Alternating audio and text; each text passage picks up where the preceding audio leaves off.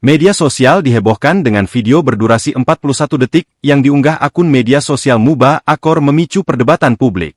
Rekaman tersebut memperlihatkan momen di ruang perawatan RSUD Sekayu, saat seorang dokter tengah memeriksa pasien, namun mendapat perlakuan tidak menyenangkan dari keluarga pasien.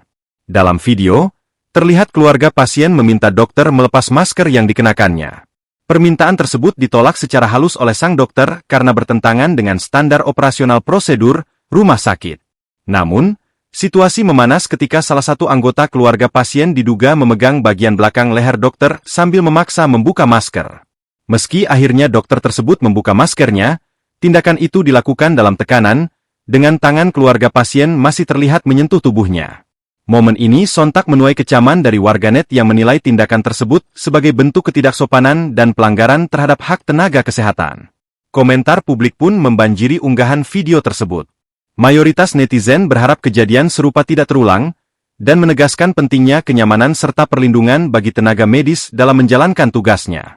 Saat dikonfirmasi, Humas RSUD Sekayu, Dwi Marsilviah, menyatakan bahwa pihak rumah sakit masih melakukan rapat internal terkait insiden tersebut.